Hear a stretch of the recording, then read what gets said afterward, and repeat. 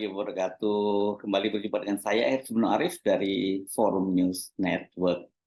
Rupanya blunder politisi Partai Solidaritas Indonesia (PSI) Adi Armando yang mempersoalkan dinasti di Kesultanan Yogyakarta membuat PSI ini kalang kabut.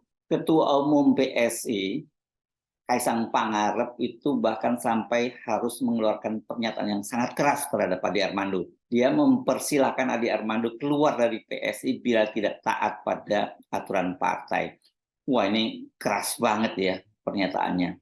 Ini artinya sama saja dia mengusir Adi Armando dari partai karena bikin blunder besar yang membuat warga Yogyakarta dan saya kira Kesultanan serta kerajaan-kerajaan lain senusantara itu juga tersinggung. Supaya nggak salah konteksnya, saya bacakan saja beritanya ini ya. Saya ambil ini dari cnnindonesia.com. Judulnya Kaisang soal Adi Armando, kader yang tak taat undang-undang keluar aja dari PSI. Rupanya yang dimaksud ini tidak taat undang-undang ya, bukan taat aturan organisasi ya.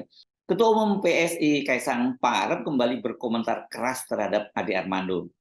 Salah satu kader partai tersebut imbas berkomentar tentang politik dinasti di daerah istimewa Yogyakarta. Kaisang mengatakan PSI merupakan partai yang taat pada konstitusi dan undang-undang menyangkut tentang keistimewaan daerah istimewa Yogyakarta. Sehingga ia mengingatkan seluruh kader PSI untuk mengikuti undang-undang dan aturan itu. Jadi buat kader PSI yang tidak bisa mengikuti undang-undang maupun undang-undang dasar, itu juga buat Bang Ade maupun kader yang lain yang nggak bisa taat, bisa keluar saja dari PSI. Itu kata Kaisang di Surabaya hari Rabu tanggal 6 Desember malam. Ini berarti tadi malam ya. Putra bungsu Presiden Joko Widodo tampak kesal dalam kesempatan itu. Ia pun menyebut sudah menjadi bagian dari Yogyakarta. Istrinya, Erina Gudono, merupakan warga Yogyakarta. Dan saya sekarang juga bagian dari Yogyakarta. Saya kemarin juga menikah di Jogja. Istri saya juga Jogja. Sudah itu saja, ucap Kaisang. Sebelumnya, Adi Armando ini menyampaikan kritik kepada para mahasiswa, khususnya Badan Eksekutif Mahasiswa Universitas Indonesia dan BEM Universitas Gadjah Mada yang menggelar aksi protes terkait politik dinasti. Adi Armando menyebut bahwa BEM UI dan BEM UGM ironi karena sesungguhnya daerah istimewa Yogyakarta yang mempraktikkan politik dinasti. Hal itu disampaikan Adi Armando lewat akun X miliknya @adiarmando61. Wakil Ketua Dewan Pembina PSI Grace Natali sebelumnya mengungkapkan Adi Armando sudah membuat video permintaan maaf dan menyatakan bahwa keterangan tersebut atas nama pribadi dan bukan atas nama partai. Grace menilai pernyataan Adi Armando dikeluarkan untuk menanggapi dinamika yang terjadi di masyarakat. Mas Ketum, ini maksudnya Kaisang, rupanya kalau Kaisang tidak dipanggil bro ya mas ya, ini akan membuat pernyataan, akan bicara. Tetapi bahwa Adi Armando sudah membuat video permintaan maaf dan pernyataan tersebut merupakan atas nama pribadi, kata Grace di Malang, Jawa Timur, hari Senin tanggal 4 Desember lalu. Nah, apa sih tepatnya yang diucapkan oleh Adi Armando? Saya ajak Anda untuk menyimak kembali ucapan Adi Armando yang diunggah di akun X-nya. Sesungguhnya video ini sudah di-take down oleh Adi Armando, namun sejumlah akun lain di media sosial itu kembali mengunggahnya. Dan kalau Anda mencari-cari di media sosial, ini videonya Adi Armando ini sudah bertebaran di mana-mana.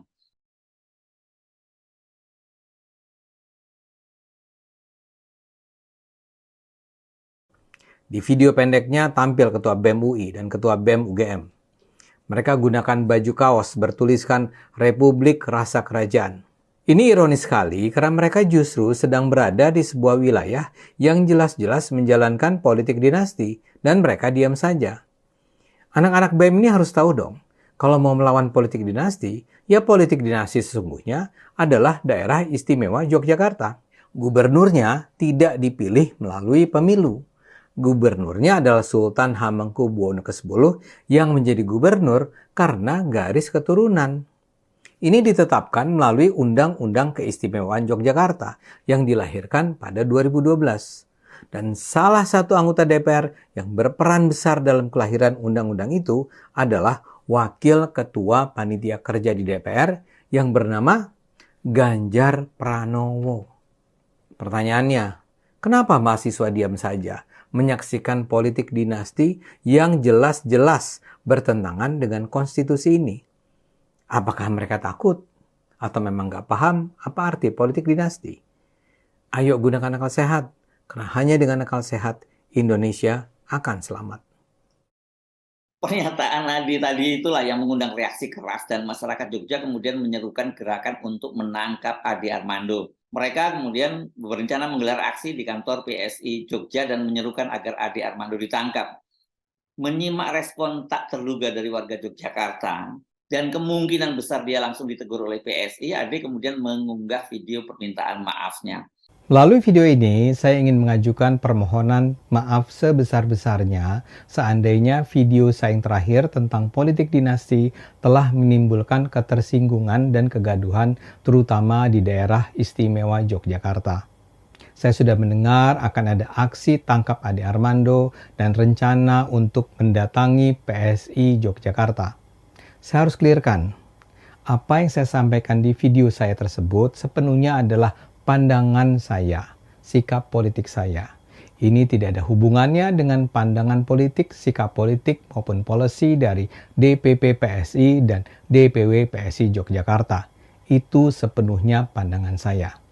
Tapi karena itu, mengikuti arahan dari DPP PSI, saya mengajukan permohonan maaf sebesar-besarnya pada segenap pihak bila ternyata video tersebut telah menimbulkan ketersinggungan dan kegaduhan. Tapi pernyataan Ade itu oleh banyak kalangan dianggap tidak tulus. Sebab kalau kita menyimak pernyataan tadi memang terkesan permintaan maaf dari Ade itu ya lebih karena dia diminta oleh PSI untuk menyampaikan permintaan maaf. Aksi tangkap Ade Armando, kendati Ade Armando sudah minta maaf untuk itu dilakukan dengan menggeruduk kantor PSI Daerah Istimewa Yogyakarta dan itu tetap dilaksanakan pada hari Senin kemarin dan ratusan warga itu menggelar aksi di kantor PSI Yogyakarta.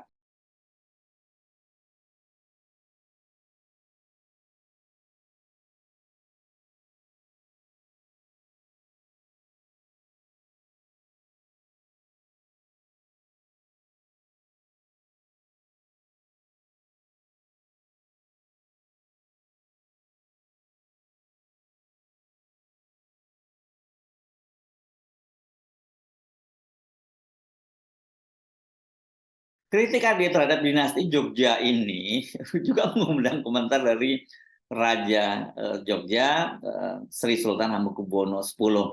Sri Sultan minta mereka yang tak setuju dengan keistimewaan DIY seperti Ade Armando ini untuk mengubah undang-undang karena memang soal keistimewaan Yogyakarta itu diatur melalui undang-undang. Reaksi dari Sri Sultan dan warga Jogja inilah tampaknya yang coba diantisipasi oleh PSI karena itu Grace Natali, Wakil Ketua Dewan Pembina PSI, dan kemudian Kaisang Pangarep, Sang Ketua Umum, itu langsung bersuara keras. Sebab dampak dari pernyataan Ade ini sungguh sangat buruk ya bagi PSI secara keseluruhan, tapi khususnya PSI Yogyakarta. Dan tentu saja ini imbasnya ke pasangan Prabowo dan Gibran, karena bagaimanapun juga PSI ini adalah partai pendukung Prabowo Gibran, dan orang tahu bagaimana posisi PSI dengan Pak Jokowi yang sekarang ini karena PSI diketuai oleh Kaisang Pangarep. Warga Jogja itu kan bahkan sampai berniat mengusir PSI dari Jogja dan Ketua PSI Jogja menyatakan bahwa sikap Ade bukan sikap resmi partai, namun sikap pribadi. Ini sama seperti Grace ya. Artinya apa sebenarnya? Maksudnya jangan kami yang disalahkan dong. Itu kan pernyataan dari Ade Armando. Gitu kira-kira ya. Keberadaan Ade di PSI tampaknya memang seperti menjadi ganjalan besar bagi PSI, apalagi setelah mereka menyatakan dukungannya kepada Prabowo. Seperti halnya Ade, sebenarnya PSI ini kan sangat antipati kepada Prabowo. PSI Anda pasti masih ingat ya, bahkan pernah memberikan penghargaan berupa kebohongan award kepada Prabowo. Sementara Ade, wah ini lebih keras lagi, dia pernah membuat sebuah video di Cokro TV, ini konten dia, tajuknya waktu itu 6 alasan mengapa dia tidak akan memilih Prabowo. Selain masalah penculikan aktivis di masa Orde Baru, Ade juga menyebut Prabowo sebagai figur yang tidak punya komitmen terhadap demokrasi. Alasan kenapa saya tidak mungkin mendukung Prabowo. Pertama, pelanggaran hak asasi manusia.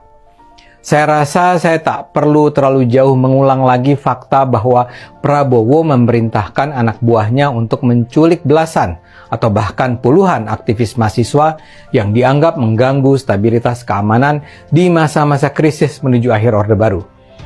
Memang ada korban penculikan yang selamat dan bahkan belakangan bergabung dengan Gerindra. Tapi kan kita tidak pernah tahu apakah ada dan berapa banyak yang akhirnya tewas. Kedua, hubungan Prabowo dengan keluarga Cendana. Buat saya, potensi kebangkitan keluarga Cendana adalah kemungkinan yang tak bisa diabaikan begitu saja. Mereka berusaha kembali melalui parpol-parpol baru, walau gagal. 3. Ketidakstabilan emosional dan mungkin ketidakstabilan jiwa Prabowo. Prabowo dikenal sebagai tokoh yang tak mampu mengendalikan emosi. Sudah banyak beredar cerita bagaimana dia menghajar bawahannya secara fisik untuk alasan sederhana. Keempat, kedekatan Prabowo dengan kelompok-kelompok pendukung negara Islam dan khilafah. Kelima, Prabowo tidak memiliki komitmen pada demokrasi. Di media internasional, Prabowo pernah mengakui Indonesia sebenarnya tidak siap untuk demokrasi. Dia pernah menyalahkan amandemen UUD 45 yang memungkinkan pemilihan presiden dan kepala daerah secara langsung.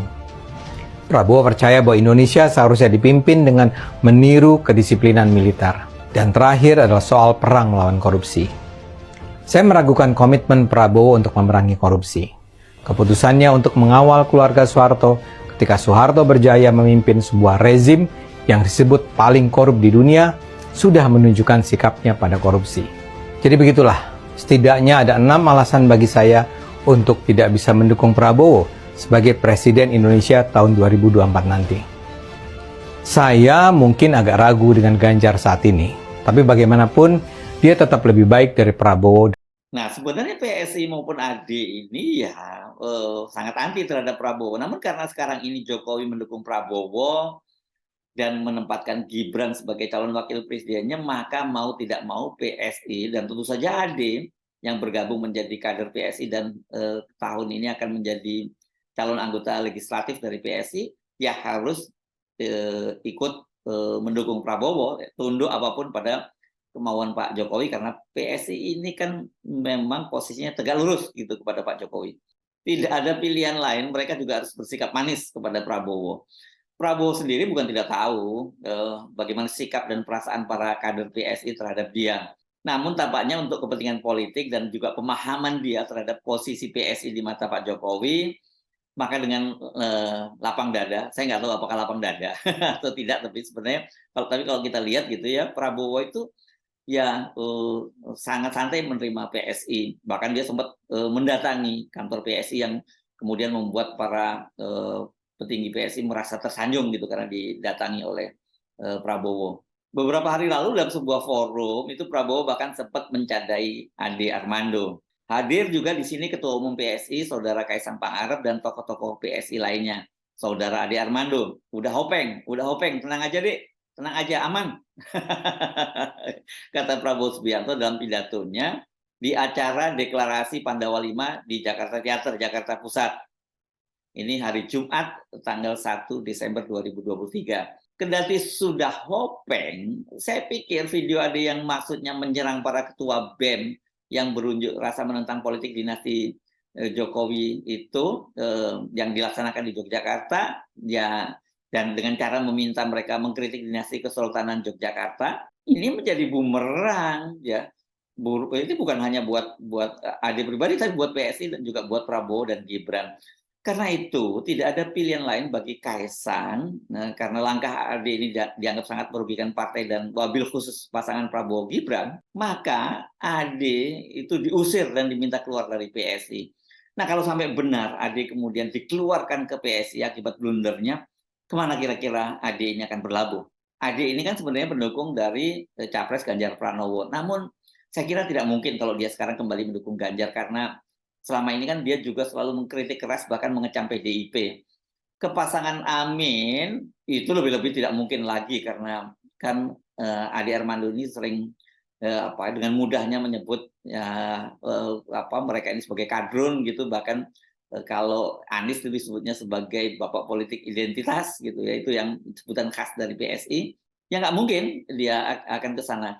Nah, bila itu yang terjadi, maksud saya Ade dikeluarkan dari PSI, ini Ade ini bisa-bisa menjadi Ronin. Ronin ini mengacu pada samurai yang tidak bertuan dalam sejarah Jepang gitu ya. Saya Subnu Arif dari Forum News Network. Sampai jumpa lagi. Wassalamualaikum warahmatullahi wabarakatuh.